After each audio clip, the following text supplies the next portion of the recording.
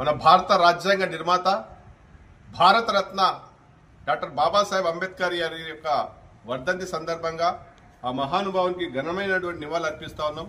ఈరోజు Medak BRS party జిల్లా కార్యాలయం. మనకు అందరు తెలుసు, డాక్టర్ బాబాసాహెబ్ అంబేద్కర్ గారు కేవలం భారతదేశానికి కాదు, ఈ ప్రపంచానికి ఆదర్శమైనటువంటి వ్యక్తిగా మరి వారు కొనియాడబడుతున్నారు. డాక్టర్ బాబాసాహెబ్ అంబేద్కర్ గారు రాజ్యాంగాన్ని డ్రాఫ్టింగ్ కమిటీ చైర్మన్ గా ఉంటూ మిగతా సభ్యులందరినీ కలుపుకొని ఈ భారతదేశం యొక్క భవిష్యత్ ఏ విధంగా ఉండాలి, వాణిజ్యపరంగా కావచ్చు, న్యాయపరంగా కావచ్చు, ఇట్లా రాజ్యాంగ పరంగా కావచ్చు, ఈ భారతదేశం సుసంపన్నంగా సువిశాలమైన భారతదేశానికి ప్రపంచంలో ఒక మార్గదర్శకమైనటువంటి రాజ్యాంగాన్ని ఇచ్చే దిశగా వారు ఎనలేని కృషి చేశారు. మరి ఆ రాజ్యాంగమే ఈరోజు భారతదేశాన్ని ప్రపంచం కూడా మరి ఈ రాజ్యాంగాన్ని అనుసరించే విధంగా, ఈ రాజ్యాంగం పట్ల అమితమైన గౌరవం ఉండే విధంగా ఒక గొప్ప బహుమతిని ఈ దేశ ప్రజలకి భావితరాలకు అందించడం జరిగింది.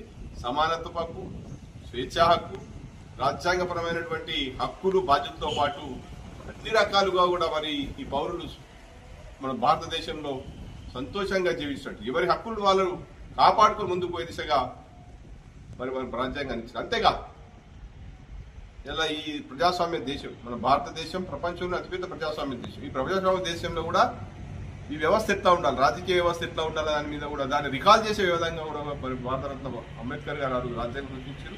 మరీ ముఖ్యంగా మరి ఎప్పుడు కూడా బలవంతుడు ఎప్పుడు కూడా బలహీనుడి మీద ఆధిపత్యం ప్రదర్శిస్తూనే ఉంటారు. కాబట్టి నాడే డాక్టర్ బాబాసాహెబ్ అంబేద్కర్ గారు ఆలోచన చేసి ఈ చిన్న రాష్ట్రాలు ఏర్పడడానికి ఆద్యుడైనటువంటి బాబాసాహెబ్ అంబేద్కర్ గారిని ఈ సందర్భంగా తెలంగాణ యావత్ కూడా గుర్తుంచుకుంటా ఉంటారు.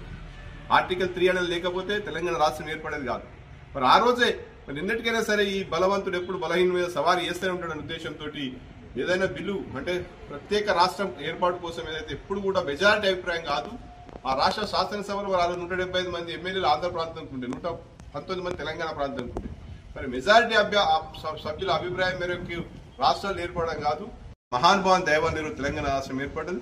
తెలంగాణ రాష్ట్రంలో కూడా వీళ్ళ పల్లెలు పట్టణాలన్నీ కూడా కేసీఆర్ గారి నేతృత్వంలో అభివృద్ధి దిశగా పోయినాయి. పల్లెలు కూడా బాగుండాలి, పట్టణాలు కూడా బాగుండాలని వారు రాజ్యాంగంలో పొందుపరిచారు. కాబట్టి ఈ స్థాయిగా ముందుకు పోతా ఉన్నాం. అందుకే మేము సందర్భంగా మరి బాబాసాహెబ్ అంబేద్కర్ గారు యావత్ భారతదేశ ప్రజలకు ఒక దైవంగా ప్రయాణపడతా ఉన్నాం. తప్పకుండా వారి సేవలను గుర్తిస్తూ స్మరిస్తూ తరాలకు కూడా మనం ముందు తీసుకుపోయే అవకాశం ఉంది. కాబట్టి తప్పకుండా మహానుభావుని ఆలోచనకు అనుగుణంగా వారి స్ఫూర్తిని తీసుకొని ముందుకు పోదామనే సందర్భంగా ప్రతిన ముందుకు సాగుదాం. జై డాక్టర్ బాబాసాహెబ్ అంబేద్కర్.